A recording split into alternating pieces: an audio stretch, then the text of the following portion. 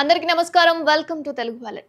తెలంగాణలో సంచలనం సృష్టించిన ఫోన్ ట్యాపింగ్ కేసులో కీలక పరిణామం అయితే చోటు చేసుకుంది. పోలీసులు నాంపల్లి కోర్టులో ఛార్జ్ షీట్ దాఖలు చేయడం హాట్ టాపిక్ గా మారింది. అయితే రోజుకో ట్విస్ట్ తో తెలంగాణలో సెన్సేషన్ క్రియేట్ చేసిన ఫోన్ ట్యాపింగ్ కేసులో మరో కీలక పరిణామం చోటు చేసుకుంది. అదేంటంటారా?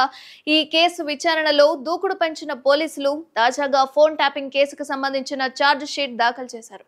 ఫోన్ ట్యాపింగ్ వ్యవహారంపై మార్చి 10న ఎఫ్ఐఆర్ నమోదు చేసిన పోలీసులు ఇప్పటి వరకు ప్రణీత్ రావు, భుజంగరావు, తిరుపతన్న, రాధాకిషన్ రావును అరెస్ట్ చేశారు.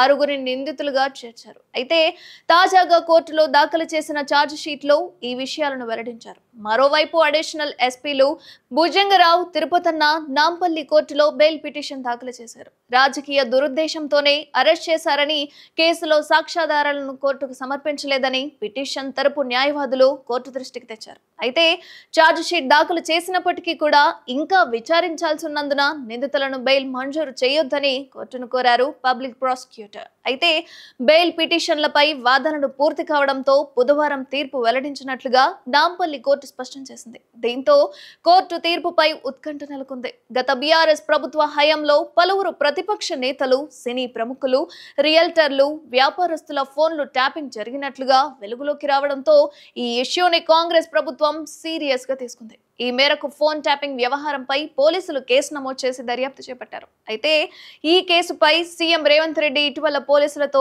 రివ్యూ నిర్వహించారు. సీఎం అధికారులతో భేటీ అయిన రెండో రోజే పోలీసులు ఈ కేసుకు సంబంధించిన ఛార్జ్ షీట్ దాఖలు చేయడం ఆసక్తిగా మారింది.